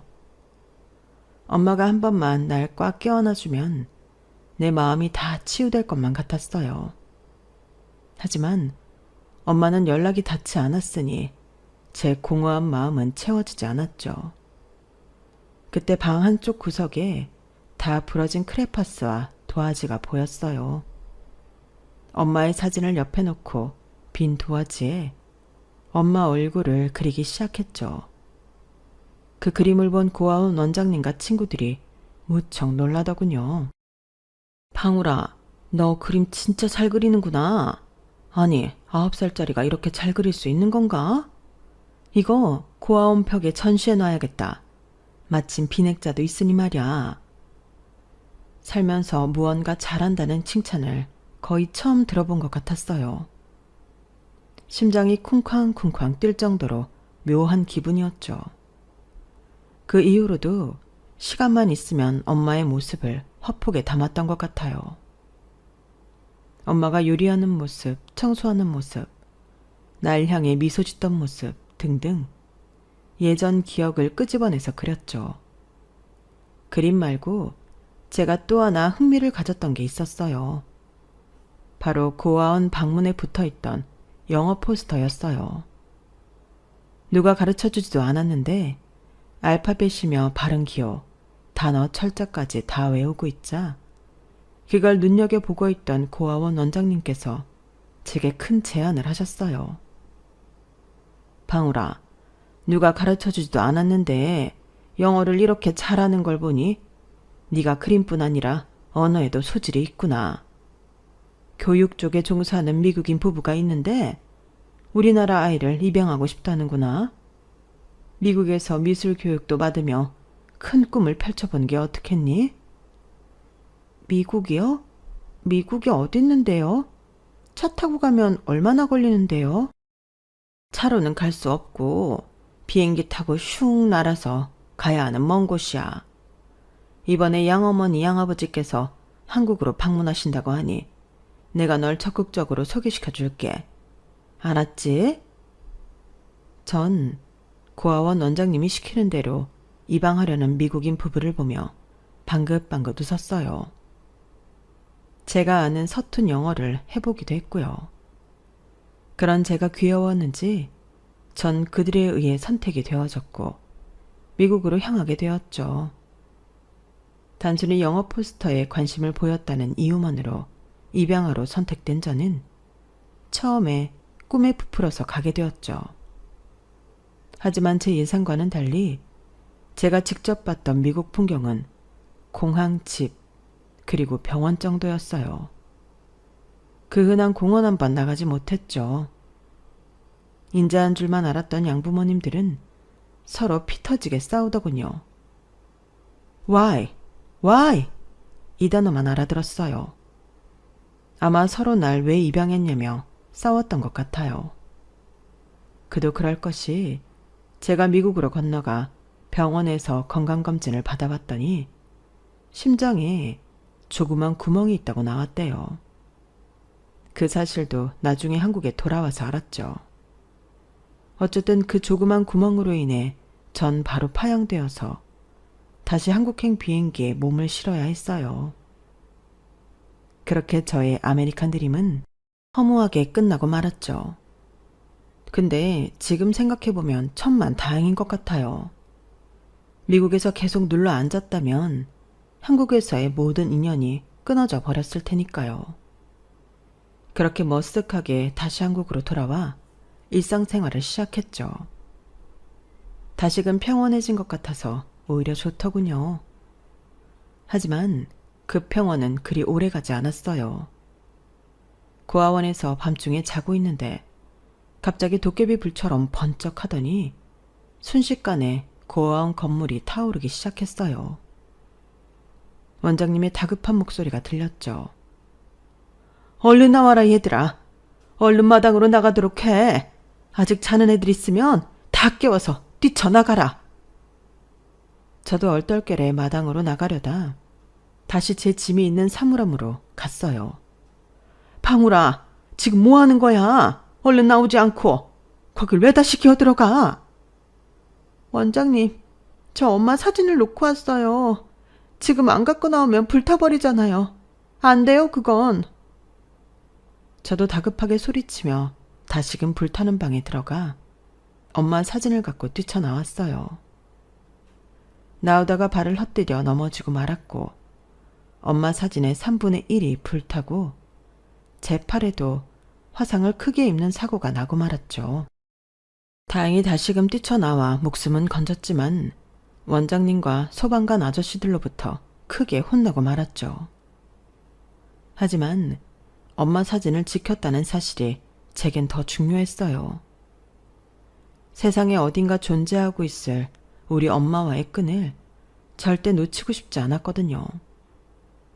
그렇게 우리가 살던 터전인 고아원이 다 불타버리고 원장님의 주도하에 우리들은 다른 지역의 고아원으로 뿔뿔이 흩어지고 말았어요. 마치 가족들과 헤어지는 것 같아서 우리 원생들은 다 목 놓아 울었죠. 전 서울의 한 고아원으로 옮겨지게 되었어요. 새로운 시설이 낯설어 멀뚱멀뚱 거리고 있는데 저보다 좀 커 보이는 남자아이가 제게 말을 걸더군요. 너 아직 초등학생이니? 난 중학생이니까 나한테 오빠라고 해. 내 이름은 이현준이야. 근데 네 이름은 김방울이라고? 와, 나 태어나서 너처럼 눈 큰 아이 처음 봐. 눈이 왕방울만 해서 이름도 방울인 거구나. 정말 예쁘다 너. 저보다 2살 많던 현준 오빠는 제게 호감을 보이며 첫날부터 참 잘해줬어요.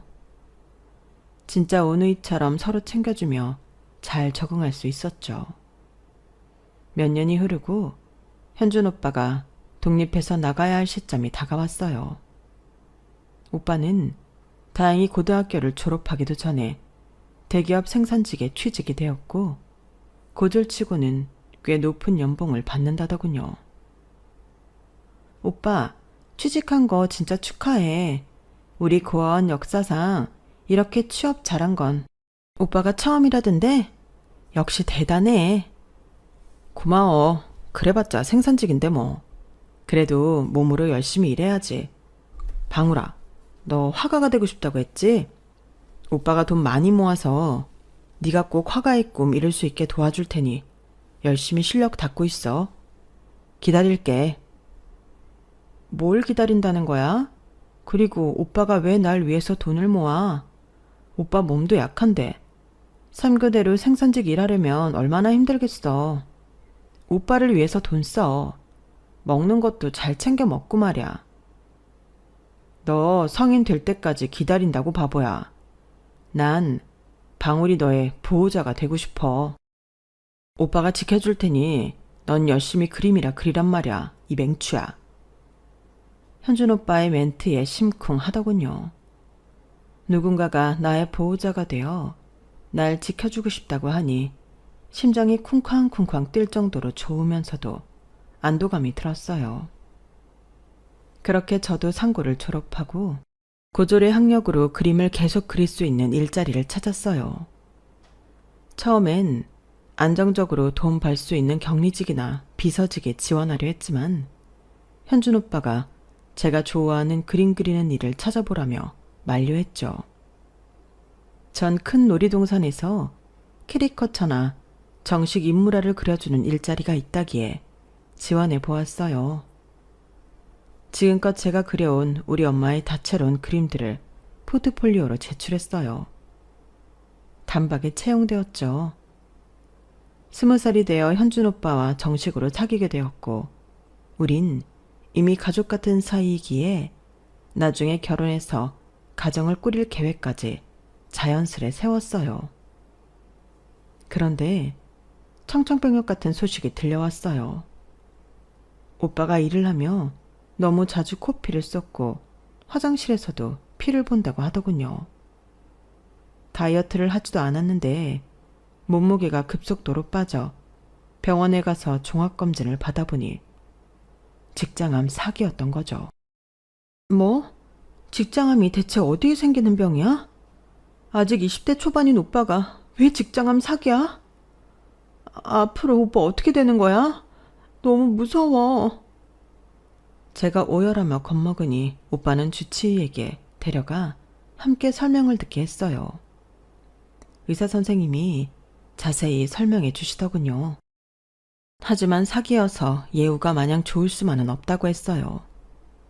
오빠도 본인 걱정보다 절 안심시키기 바빴죠. 괜찮아 방울아. 난 젊고 그동안 운동도 꾸준히 해왔으니 이까지 남 이겨낼 거야. 이제 그만 걱정하고 그만 울어. 이러다 네가 나보다 더 먼저 쓰러지겠어. 하지만 걱정이 되는 건 어쩔 수 없었어요. 오빠가 고아원에 오게 된 건 오빠의 부모님이 2분 다 암으로 돌아가셨기 때문이란 걸 알고 있었거든요. 가족력이 있는 게 분명했죠. 제가 현준 오빠를 위해 할 수 있는 게 뭔가 고민했어요. 그러다 충동적으로 얘기했어요. 오빠, 나 오빠랑 혼인신고할 거야. 오빠가 내 보호자가 돼주고 싶다고 했잖아. 이젠 내가 오빠의 보호자가 되어줄게. 당장 혼인신고 하러 가자. 무슨 말도 안 되는 소리야. 난 지금 살 확률보다 죽을 확률이 더 높은 사람이야. 왜 나 같은 남자랑 혼인신고를 하려 해? 네 앞길 망치고 싶지 않아. 적지만 지금까지 벌어놓은 돈으로 간병이 있어서 입원도 하고 치료도 할 테니 넌 앞으로 네 앞길 가. 우리 헤어지자. 앞으로 나 신경 쓰지 말고 일이나 열심히 해, 바보야. 알았지? 항상 현명했던 현준 오빠의 말을 지금껏 내 부모 말처럼 따르고 살았는데 이번엔 그럴 수 없었어요. 바짓가랑이를 붙잡고 말했죠. 아픈 오빠를 두고 나 혼자 잘 먹고 잘 살라고? 절대 그럴 수 없어. 끝까지 오빠 곁을 지킬 거야. 내가 오빠의 보호자가 되어줄 거라고. 젊은 사람이기에 더 빨리 암에서 이겨낼 거라던 오빠의 말이 무색하게 젊기 때문에 암세포의 진행이 더 빠르다더군요. 타다만 나뭇가지 마냥 까맣게 변해버린 현준 오빠의 얼굴이 지금도 기억에 생생하네요. 저의 헌신적인 간병에도 불구하고 오빠는 1년 만에 저 세상으로 떠나게 되었어요. 내 가족이 죽은 것 마냥 가슴이 미어지게 아팠어요. 우리 아빠가 돌아가셨다는 소식을 들었을 때보다 100배는 더 슬프고 힘들었죠. 그동안 일도 그만두고 모은 돈을 오빠 치료하는 데 쏟아부었기에 전 다시 무일푼이 되었어요. 하지만 뭐 언제는 내가 돈이 있었나 하는 심정으로 다시 처음부터 시작하기로 했죠. 일하던 곳에 사정을 말씀드렸더니 너무 감사하게도 다시 채용을 해주셨어요. 제가 손님들한테도 친근하게 잘하고 그림도 잘 그려서 인기가 좋았거든요. 그걸 높이 사주신 거죠. 여느 날처럼 열심히 일하고 있는데 이번엔 어느 커플이 제게 캐리커처를 의뢰하더군요. 전 커플 중 특히 뾰루퉁한 표정의 여자 손님에게 립서비스를 열심히 날렸죠. 어머, 여성분 미모가 너무 아름다우시고 이목구비가 또렷하셔서 그림 그리기가 쉽네요. 근데 그 여자는 쌀쌀맞게 그지 없더라고요. 아, 시끄럽고 그림이나 똑바로 그려요. 아까 잠깐 보니 내 입술을 두꺼비 입술 마냥 그려놨던데 제대로 그리라고요. 아님 사장한테 컴플레인 걸 거니깐. 화가 났지만 옆에서 그 여자의 남친이 오히려 대신 화를 내주더군요. 야, 너 화가 선생님한테 그게 무슨 말버릇이야, 예의 없게. 넌 천상천하 유아독존이냐? 너 말고 다 밑으로 보여. 맨날 다른 사람들 하대나 하고 지겨워. 그림 그리는 절 앞에 두고 커플끼리 싸우는 꼴이라니. 제3자인 전 조용히 지켜볼 수밖에 없었죠. 급기야 여자는 화가 나서 나가버리더군요. 그 뒤통수에 대고 남자가 야, 오늘부로 너랑 끝이다. 네 지랄 맞은 성격 받아주는 것도 이제 끝이라고. 아우 시원해. 이러더군요. 제 눈앞에서 결발한 남자는 저를 화가 선생님이라고 칭하며 굽신거렸어요. 아유, 화가 선생님. 영업하시는데 난리쳐서 죄송합니다. 그림 가격은 다 지불할게요. 근데 정말 그림은 잘 그리시네요. 뒤에 기다리는 손님이 없으니 그럼 제 개인 초상화도 하나 그려주시겠어요? 그림 2장 값 다 지불할게요. 무슨 두 얼굴의 사나이도 아니고 방금 결발한 본인 여친한테는 고래고래 소리를 지르더니 저한테는 엄청나게 상냥하게 굴더군요. 돈을 지불한다니 그림을 원하는 대로 다 그려줬죠. 이럴 수가. 진짜 제 얼굴하고 똑같네요. 무슨 사진 찍은 것 같아요. 혹시 선생님 전화번호 좀 알 수 있을까요? 저요? 제 전화번호는 왜요? 혹시 무슨 컴플레인이라도 하시려는 건가요? 아, 아니요. 그냥 알고 싶어서요. 오늘 제가 여자친구랑 헤어지면서 너무 추태부려서 죄송해서요. 식사라도 대접하고 싶어서요. 내 남자친구가 암으로 죽은 지 얼마 되지도 않았는데 딴 남자랑 괜히 엮이고 싶지 않아서 전화번호 요청을 거절했어요. 그러니 그 남자는 정말 끈질기게 계속 찾아오더군요. 안녕하세요, 화가 선생님. 이건 제 어릴 적 사진인데 이걸 그림으로 그려주실 수 있을까요? 기념이 될 것 같아서요. 자기 어릴 적 사진, 자기 가족 사진, 별별 사진을 다 갖고 와서 그림으로 그려달라면서 비용을 지불하더군요. 10번째가 안 넘어가는 사람 없다더니 정말 한 10번쯤 찾아와서 10장의 그림을 받아가는 글을 보고 뭔가 측은한 마음도 들어서 전화번호를 알려주었죠. 그 이후로 우린 하루에 카톡과 전화 수통을 하며 급속도로 가까워졌어요. 약사인 그 남자의 이름은 김현준. 제 첫 번째 남친의 이름은 이현준이었으니 이름이 같았어요. 그래서 더욱 인연이라고 느꼈던 것 같아요. 저 혼자 혹시 암으로 떠난 현준 오빠가 하늘에서 내려준 인연이 아닐까? 라고 생각하기도 했었죠. 제가 살아온 과거를 모두 다 그에게 털어놓았고 그도 본인이 열심히 공부해서 약사 자격증을 따고 홀어머니가 어떻게 살아가시는지 등등 털어놓았죠. 남자 대 여자로 사귀게 되면서 그는 제가 놀이동산에서 캐리커처 그려주며 저의 재능을 썩히는 걸 좀 안타까워했어요. 방울아, 미술학원에서 아이들 가르치는 걸 해보면 어떨까? 잘은 모르지만 자기 실력 정도면 홍대 미대생들보다 훨씬 잘 그리는 것 같은데? 미술학원에서 강사 자리라도 얻으려면 대학교 학위가 있어야 하는데 난 고졸이니 받아주지 않을 거야. 어느 날인가 남친이 카톡으로 링크를 하나 보내더군요. 링크를 따라 들어가니 미술하는 청년들을 1년간 후원해주고 1년 후 전시회까지 열어주는 지원 사업이 있더군요. 방울아, 이거 학위 없어도 된대. 믿져야 본전이니까 포트폴리오 하나 넣어봐. 전 남친의 말대로 제가 그렸던 다양한 포트폴리오들로 지원을 해봤고 결과는 합격이었어요. 자기야, 정말 고마워. 나 1년씩이나 후원받으며 그림 그릴 수 있게 되었어. 1년 후에 전시회에 내 그림 걸고 정식 화가로 활동할 수 있대. 다 자기 덕분이야. 그렇게 오후까지 놀이동산 일을 하고 저녁부터 거의 새벽이 다 되도록 저의 주 전공인 인물화를 그렸어요. 금전적인 후원도 뒷받침되고 그림 그릴 장소까지 제공되니 더할 나위 없이 좋은 조건이었죠. 피곤한 줄도 모르고 그림에 푹 빠져 사는 나날이었어요. 물론 주말엔 남친과 맛집 찾아다니며 열심히 데이트도 했죠.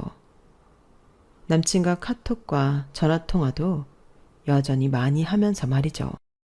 그런데 어느 날 남친이 전화를 해왔어요. 기쁜 마음으로 받았다가 웬 쌍욕 폭탄을 먹었죠. 야 이년아, 네가 김방울인가 은방울인가 하는 년이냐? 아우, 내가 우리 아들하고 너 사이에 오간 카톡 수개월치를 보다 눈이 빠지는 줄 알았다. 아우, 혈압이야. 카톡 내용 보아하니 너 고아원 출신에 고등학교 겨우 졸업하고 놀이동산에서 그림이나 그려주는 여자애라며. 너 내 아들이 무려 전문직 약사님이신데 그거 다 알고 접근한 거지? 내가 집에 무려 100채나 있다는 거 다 알고 먼저 선수 친 거 아니냐고. 내 인연, 너 술집 다니는 년 아냐? 남자한테 동정심 사서 꼬리 채운 수법이 장난이 아니던데. 보통 년이 아니야. 당장 우리 아들한테서 떨어지지 않으면 내가 이 세상에 발 못 붙이게 할 테니까 알아서 해. 알았냐? 재수없는 년. 일방적으로 쌍욕을 거하게 먹고 몸이 얼어붙어 버렸어요. 남친의 엄마는 욕지거리만 한 바가지 퍼붓고 전화를 끊어버리더군요. 억울하고 화가 났지만 손발이 발발 떨려서 다시 전화를 하진 않았어요. 몇 시간 후 남친에게서 다시 전화가 오더군요. 자기야, 잘 쉬고 있었어? 아우, 난 어제 동창회에서 술을 잔뜩 먹고는 지금까지 뻗어 있었어. 잘 쉬다니? 전화 목록 한번 봐봐. 당신 엄마가 나한테 전화해서 생전 들어보지도 못한 쌍욕을 날렸어. 완전히 충격적이었다고. 자기 폰으로 우리 카톡 내용 다 본 모양이던데? 정말? 미안해 방울아. 술에 취해 자느라 아무것도 몰랐어. 우리 엄마가 그랬다면 정말 미안해. 미안할 거 없고 더 정들기 전에 우리 그만하자. 당신 엄마가 내가 자기한테서 떨어지지 않으면 날 죽일 듯 하던데? 내가 왜 그런 욕을 먹고 그런 말을 들으며 살아야 해? 내가 무슨 잘못을 했다고? 난 열심히 살아온 죄밖에 없어. 끊어! 남친의 끈질긴 구애 끝에 사귀게 되었지만 남친 엄마가 이 지경인 줄 알았다면 시작도 하지 않았을 거예요. 하지만 이번에도 남친은 몇 달간이나 끈질기게 제게 용서를 빌려군요. 심지어 제가 사는 집 문 앞에 드러눕더라고요. 나랑 다시 만나주지 않을 거면 그냥 날 밟아. 날 밟아 죽이라고. 됐어. 벌써 6개월이나 지났는데 여전히 쫓아다닐 거야? 나 말고 잘나고 예쁜 여자 많은데 대체 왜 나한테 집착하는 거야? 남친은 어린아이처럼 엉엉 울며 말했어요. 우리 딱 일주일만 같이 섬으로 도망치자. 약국에도 다 말해놨어. 그곳에서 같이 지내면서 대화로 좀 풀자고. 응? 당연히 거절했지만 남친이 그 밤에 동네가 떠나가도록 오열하는 통에 남친이 정해놓은 여행지로 여행을 떠나 대화로 잘 헤어지기로 마음먹고 떠났어요. 숙소에 도착해서 짐을 풀고 한숨 돌리고 있는데 똑똑 누군가 문을 두드리더군요. 문을 열어줬더니 웬 화장 진한 여자가 들어와서는 남친에게 앵기더군요. 오빠, 이 여자 누구야? 내가 오빠 미행까지 해야 해? 내 뱃속의 아기는 어쩔 거야? 이 아기와 날 책임져야 할 거 아냐? 여봐요. 나 현준 오빠랑 이미 결혼을 약속한 사이고 우리 둘 사이에 내도 있어요. 어떤 년인지 모르지만 얼른 떨어져 나가라고요. 당황한 남친이 말하더군요. 방울아, 얘는 우리 이모 딸이야. 내 사촌 동생이라고. 너 우리 엄마가 시켰어? 왜 여기서 이런 연기를 하고 지랄이야? 얼른 나가지 못해? 여자가 굴하지 않고 계속해서 앵기자 남친이 화가 나서는 그 여자의 뺨을 한번 짝 때리더군요. 그러고 나서야 그 여자가 이실직고 했어요. 왜 때리기까지 해 오빠? 이모가 나보고 오빠 미행해서 여자친구인 척 연기하면 하룻밤에 100만 원 준다고 했단 말이야. 우리 엄마한테 다 이를 거야. 남친의 말대로 그 여자는 사촌 여동생이었고 남친 엄마의 사주를 받고 와서 쇼한 거였어요. 황당했어요. 그 정도로 날 떼어내려 하는 남친 엄마나 연기하던 사촌 여동생이나 어이없기 마찬가지였어요. 자기야, 이렇게까지 자기 엄마가 날 싫어하는데 다시 재회며 결혼이며 그게 가당키나 한 말이야? 더 이상 수고 말고 우리 지금 서울로 올라가서 마무리 짓자. 남친한테 일방적으로 이별을 구하고는 저 혼자 서울로 올라와 버렸어요. 가까스로 고속버스를 예매하고 올라오는데 차 안에서 그리도 많이 눈물이 나더군요. 별별 생각이 다 들면서 말이죠. 이 세상에서 난 이렇게 더 환영을 못 받는 존재인가? 나처럼 돈 없고 가족 없고 한 사람들은 그냥 버러지 취급밖에 못 받는구나. 엄마, 너무 보고 싶어요. 꼭 날 찾으러 온다고 했잖아요. 그 약속 왜 안 지키는 거예요? 엄마, 어디 있어요? 남친과 헤어지고 다음날 다시 일터로 나가 그림을 그리고 있는데 웬 심술궂어 보이는 아줌마가 씩씩거리며 와서는 다짜고짜 내 머리채를 쥐어잡더군요. 야 이년아, 너 아직도 내 아들과 만나는 거냐? 내 귀한 약사 아들을 니까지가 왜 힘들게 하는 거야? 우리가 집만 100채 소유한 재벌인데 너 같은 거지를 며느리로 들일 순 없다. 너 우리 집 재산 보고 덤비는 거지? 내 인연 잘 만났다. 오늘 한번 단판을 짓자. 저도 더 이상 참을 수 없었어요. 일터에서 잘릴 각오하고 덤벼들었죠. 뭐? 아줌마, 내가 헤어지자는데 당신 아들이 자꾸 쫓아오고 지랄하는 걸 나보고 어쩌란 거야. 당신 아들 단속이나 잘해. 당신네 집이 100채건 1000채건 무슨 상관이야. 돈이면 단줄 아나. 내가 당신처럼 돈에 환장한 사람으로 보여? 자꾸 욕하고 때리고 하면 내가 무너질 것 같아? 내가 나이는 어려도 산전수전 공준전까지 다 겪은 사람이야.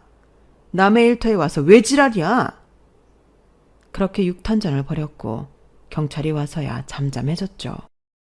경찰은 CCTV를 보고 남친 엄마가 날 먼저 때리며 욕했다는 걸 확인했어요. 그래도 같이 치고받았으니 합의를 하라고 하더군요. 어떻게 소식을 알았는지 남친이 경찰서에 달려와서 내게 무릎을 꿇었어요. 방울아, 정말 미안해.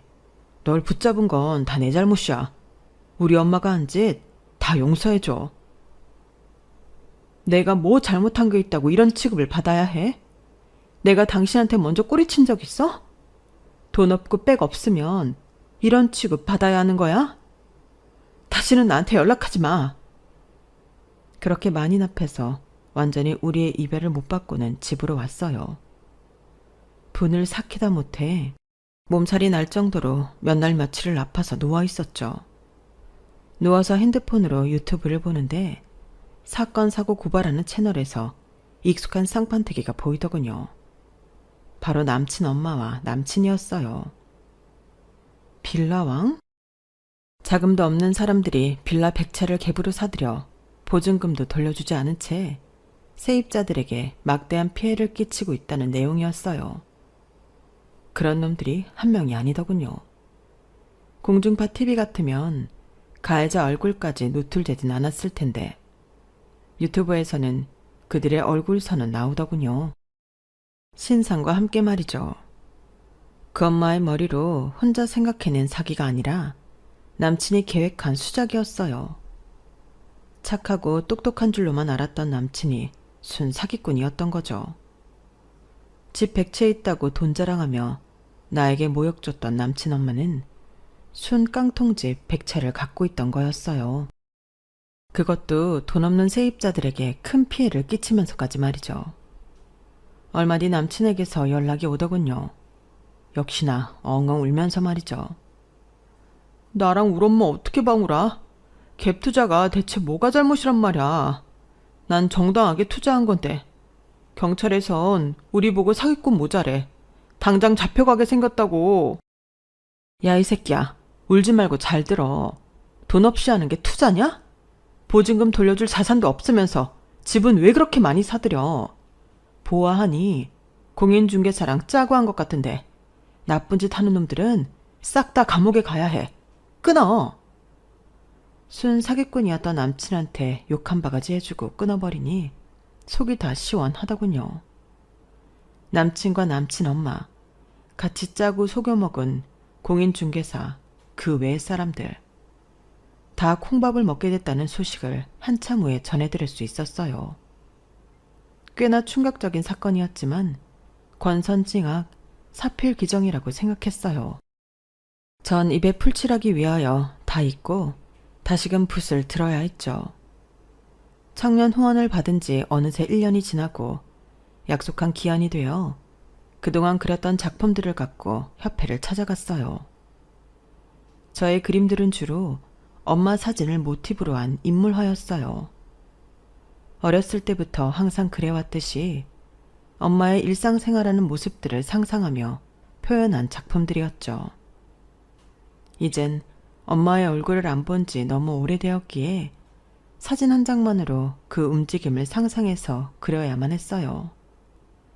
한 장 한 장 그림을 완성할 때마다 엄마에 대한 그리움은 뭉게뭉게 더 커져만 갔죠.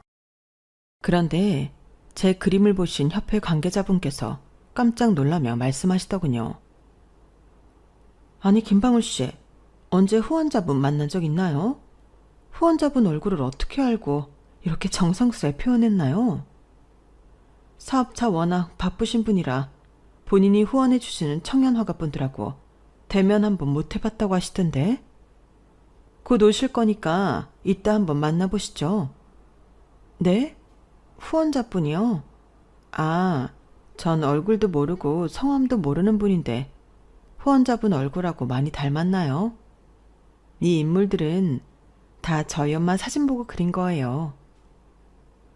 그때 저쪽에서 또각또각 구둣소리를 내며 어떤 여성분이 이쪽으로 오셨어요. 황성춘 회장님, 저분이 1년간 청년들 후원해주신 분이니까 가서 인사드려요.